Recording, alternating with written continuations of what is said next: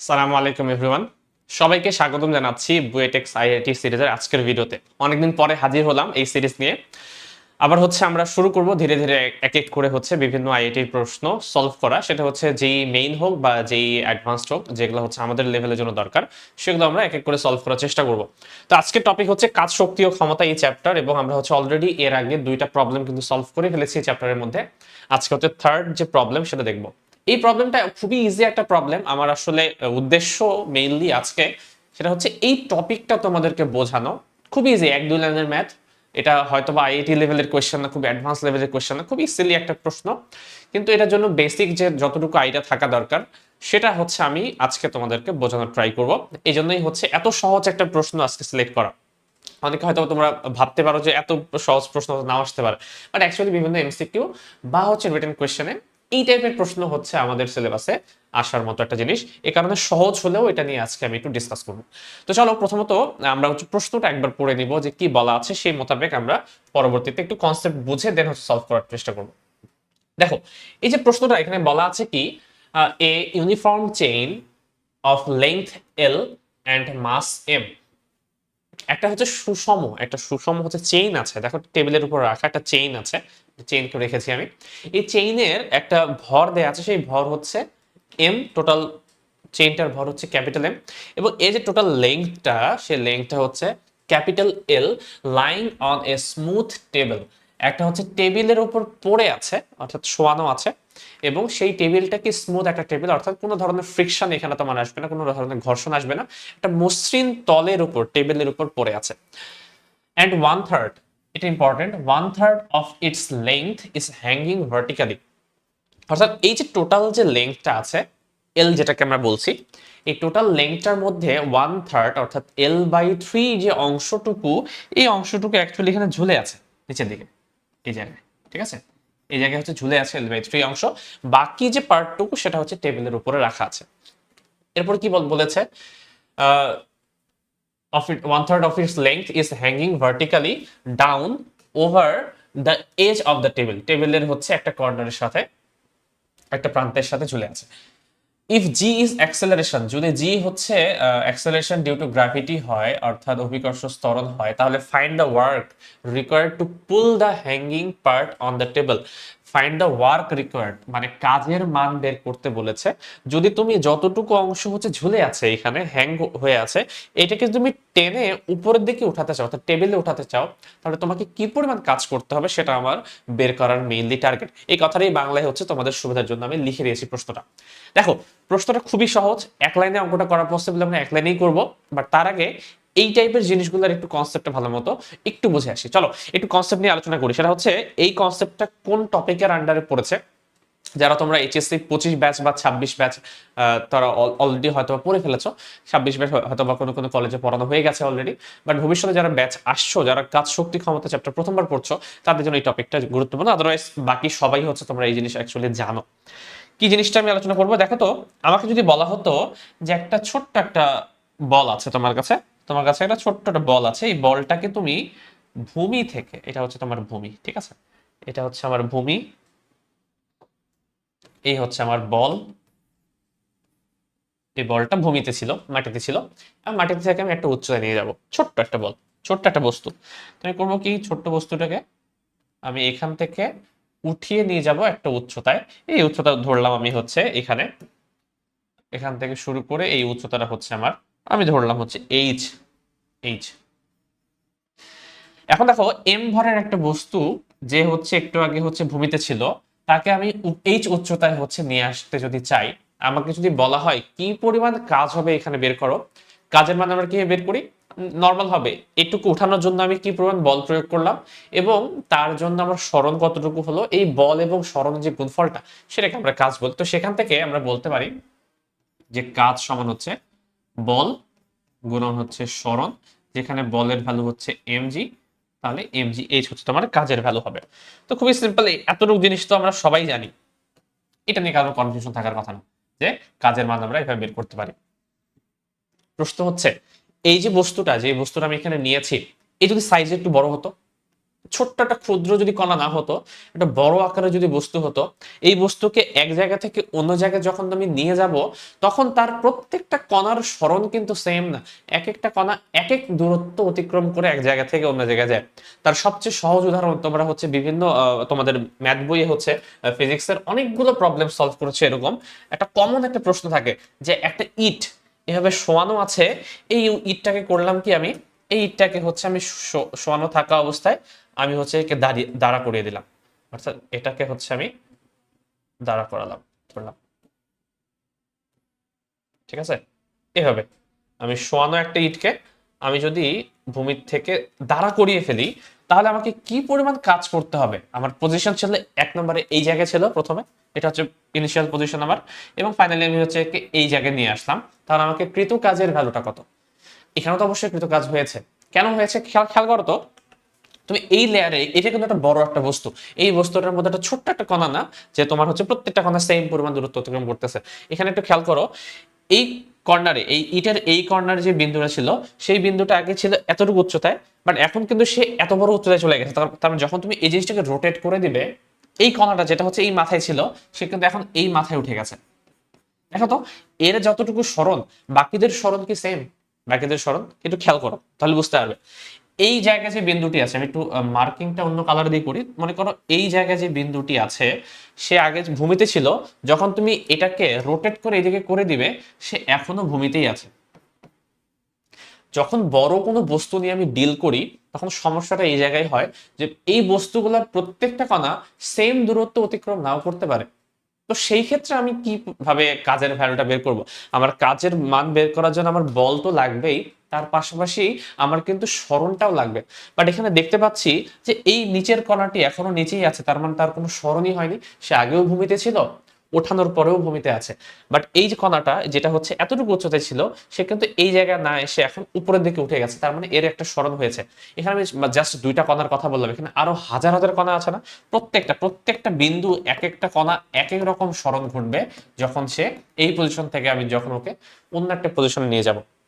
তো এইসব ক্ষেত্রে আমি কোন সরণটা ইউজ করব, সেটাই হচ্ছে আমার আজকের আলোচ্য বিষয়।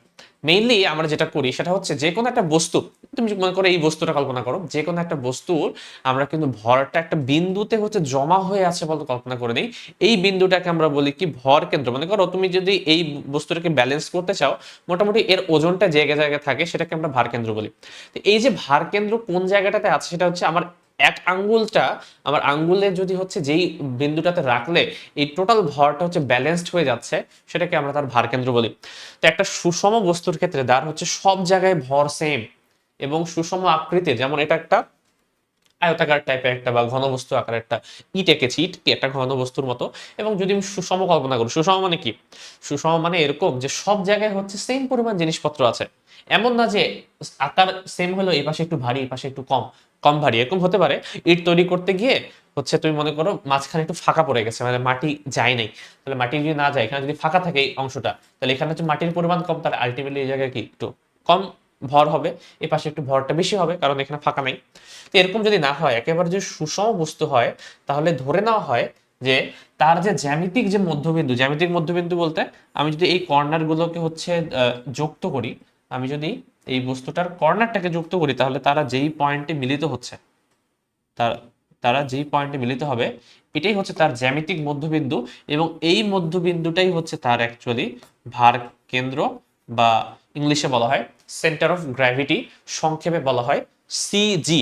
ঠিক আছে। তো এই যে সেন্টার অফ গ্র্যাভিটিটা, এই সেন্টার অফ গ্র্যাভিটিটা একটা সুষম বস্তুর ক্ষেত্রে একবারে মধ্যবিন্দুতে অবস্থান করে। তো যখন তুমি এরকম ঝামেলায় পড়ে যাবে যে এক একটা বস্তুর এক একটা কণার সরণ এক এক জায়গায় হচ্ছে, তো সেই ক্ষেত্রে যেহেতু আমার কাজের মান বের করার জন্য আমার হচ্ছে ভর লাগে, সরি বল লাগে, এবং হচ্ছে তোমার সরণ লাগে, তাহলে সেই সরণটাই আমি নিব যেখানে অ্যাকচুয়ালি সম্পূর্ণ বলটা বা সম্পূর্ণ ওজনটা কাজ করছে।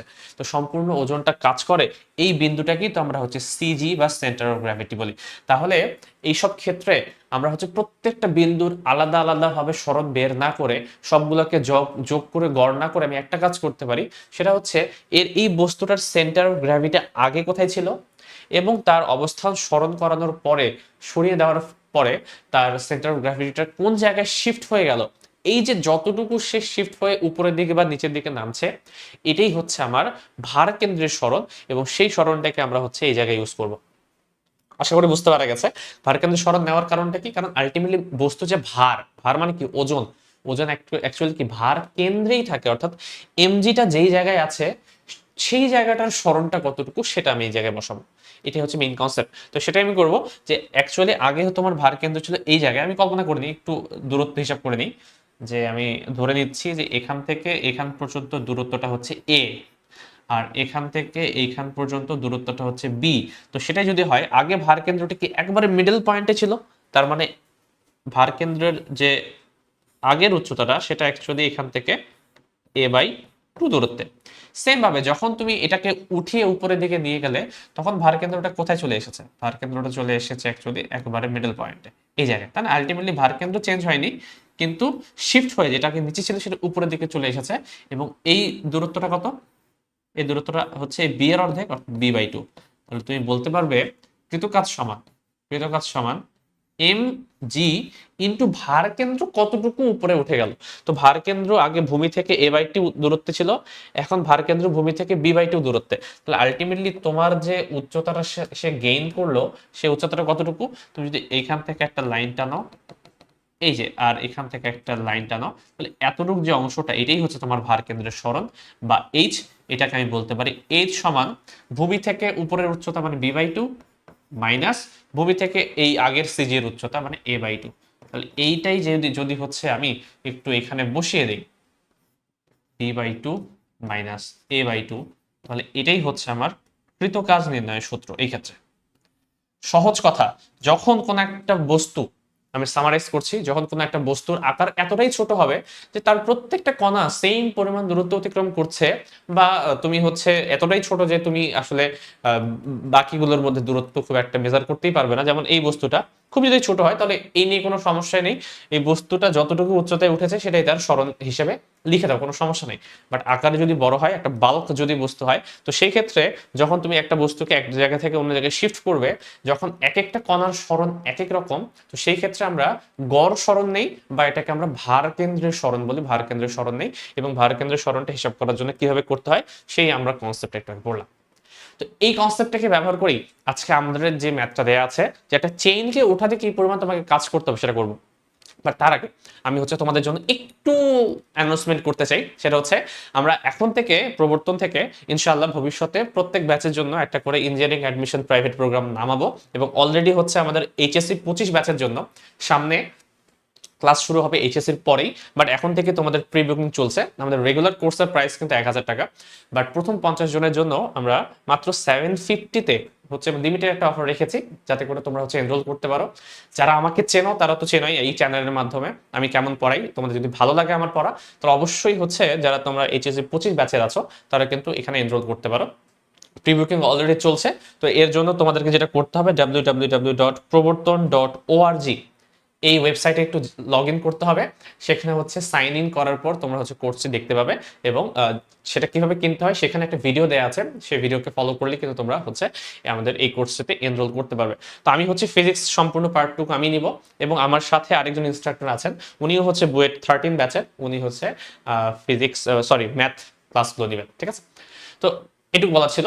চলো এখন আমরা মেইনলি হচ্ছে আমাদের প্রবলেমটিতে একটু চলে যাব। সেই প্রবলেমটি কি আমরা অলরেডি পড়েছি, সেই প্রবলেমটিতে হচ্ছে এখন একটু একটু করে সলভ করার চেষ্টা করি, যে কনসেপ্টটা একটু আগে আমরা পড়লাম। দেখো, এই বস্তুটির এতটুকু দূরত্ব কত? আমরা প্রশ্নের পড়েছিলাম L/3 দূরত্ব, তাই না? টোটাল যদি লেংথটা হচ্ছে তোমার L হয়, যেটা তোমার প্রশ্নে বলা আছে, তার 1/3 অংশ কিন্তু এখানে হচ্ছে অ্যাকচুয়ালি নিচের দিকে ঝুলে আছে। তাহলে এতটুকু যে দূরত্বটা, এই দূরত্বটা হচ্ছে L/3। আমি করতে চাচ্ছি কি, এটাকে হচ্ছে টেনে উপরের দিকে উঠাতে চাচ্ছি, এটাই আমার টার্গেট। এবং সেটা উঠাতে গিয়ে আমাকে কি পরিমাণ কাজ করতে হবে সেটা আমাকে বের করতে বলেছে। তাহলে এটা যদি বের করতে বলে, আমাকে মেইনলি যেটা দেখতে হবে কি, যেহেতু এই বস্তুটাও হচ্ছে আগের বস্তুটার মতো, যে এক এক কর্নার সরণ একই রকম, কেন দেখো তো, এইখানে যে কণাটা আছে এই জায়গায়, সে তো একবারই সরবে না, কারণ সে আগেও টেবিলের উপরে ছিল। যখন তুমি একে টেনে টেবিলের উপর নিয়ে আসবা, সে তার উচ্চতা কি চেঞ্জ হয়েছে? সে আগেও টেবিলের উপরে, এখনো সে টেবিলের উপরে। বাট একেবারে নিচের যে কণাটা, এই কণাটা, নিচের যে কণাটা, সেটা কিন্তু টোটাল L/3 দূরত্বে আছে। যখন তুমি একে টানবে সে কিন্তু টোটাল L/3 দূরত্ব ক্রস করে উপরের দিকে উঠবে। তার মানে এর সরণটা হচ্ছে L/3, এই পয়েন্টের সরণটা হচ্ছে একেবারে 0, আর মাঝখানের যে কোনো যতগুলো কণা আছে এই শিকলের মধ্যে যতগুলো কণা আছে প্রত্যেকের সরণ কিন্তু আলাদা আলাদা। তাহলে কি করব? যেটা করবো সেটা হচ্ছে একটু আগে যেটা বললাম, যে অ্যাকচুয়ালি যখন এমন একটা বিস্তৃত একটা বস্তু থাকবে যার ভরটা হচ্ছে বিস্তৃত অবস্থায় আছে, তো সেই ক্ষেত্রে আমরা যেটা করব সেটা হচ্ছে ভার কেন্দ্রের সরণটা নিয়ে কাজ করব। আমাকে আগে দেখতে হবে যতটুকু চেনের যতটুকু অংশকে আমি পুল করতে চাচ্ছি, উঠাতে চাচ্ছি, তো তার ভার ততটুকু অংশের ভার কেন্দ্রটা কোথায় ছিল, এবং সেই যখন আমি পুল করে টেবিলের দিকে নিয়ে আসবো টেবিলের উপরে, তখন তার ভার কেন্দ্রটা কোন জায়গায় আসবে, তার যে সরণটুকু সেটাই হচ্ছে আমাদের মেইন টার্গেট। তো সব ক্যালকুলেশন আমরা যেটা করব যার সাপেক্ষে, সব ক্যালকুলেশন আমরা করব হচ্ছে একবারে এর নিচের পয়েন্টের সাপেক্ষে। অর্থাৎ আমি এটাকে হচ্ছে আমাদের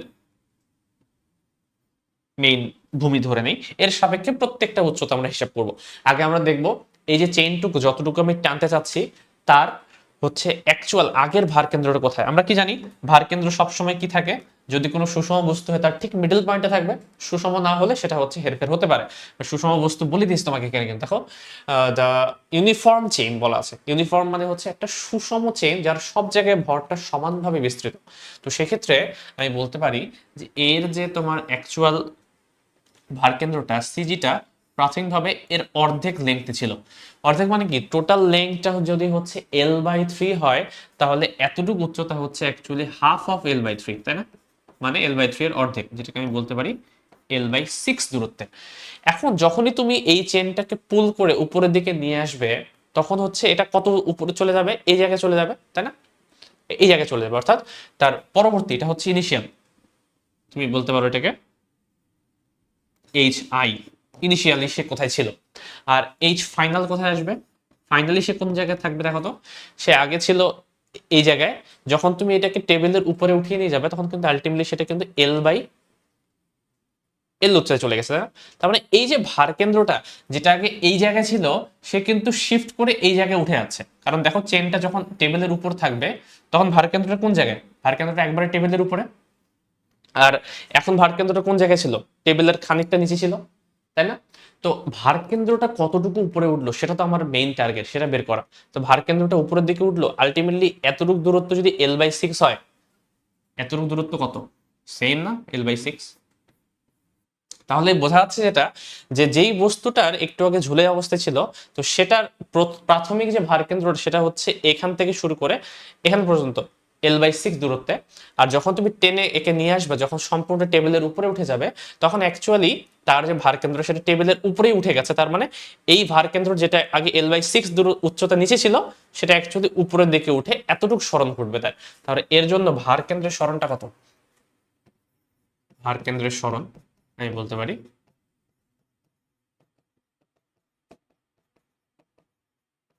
ভার কেন্দ্রের সরণ বলতে পারি L/6। তোমরা হিসাব করে বলতে পারবে, যেটা আমি একটু আগে করার চেষ্টা করছিলাম।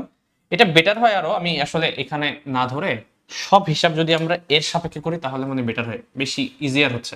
দেখো এর সাপেক্ষে, অর্থাৎ এই লাইনটার সাপেক্ষে সব হিসাব নিকাশ, মানে এটাকে আমি ভূমি কল্পনা করি যে প্রাথমিক অবস্থায় তোমার ভার কেন্দ্র ছিল কোন জায়গায়, L/6 দূরত্বে, এটা হচ্ছে Li বা HI L/6। আর যখন এটাকে তুমি পুল করে উপরের দিকে উঠাবা, তার ভার কেন্দ্র চলে গেছে একবার এই লাইনের উপরে চলে উঠে যাবে, তাহলে ভার কেন্দ্রটা হয়ে যাবে একেবারে হচ্ছে তোমার 0। তাহলে ভার কেন্দ্রের সরণটা কত, যেটা তুমি H বলতে পারবে, ভার কেন্দ্রের সরণটা হচ্ছে 0 মাইনাস L/6 বা মাইনাস L/6। এখানে মাইনাসটা আসছে কারণ হচ্ছে তুমি অ্যাকচুয়ালি ফাইনালটা মাইনাস ইনিশিয়ালটা নিচ্ছ, কিন্তু মাইনাসটা ম্যাটার করে না। মাইনাসটা দিলে অ্যাকচুয়ালি কাজটা কি ধনাত্মক নাকি ঋণাত্মক সেই জিনিসটা মিন করবে। তুমি চাইলে প্লাস আকারেও লিখতে পারো সেটা। তো অর্থাৎ তোমার যে কাজের ভ্যালু W সমান আমরা কি জানি, mg ইন্টু হচ্ছে এই যে ভার কেন্দ্রের সরণ যে যতটুকু সেটা। তাহলে m কত দেখো তো, টোটাল যে চেইনটা আছে তার কিন্তু মাস তোমাকে বলে দিয়েছে। তার মাস কত, তার মাস হচ্ছে m, ক্যাপিটাল M।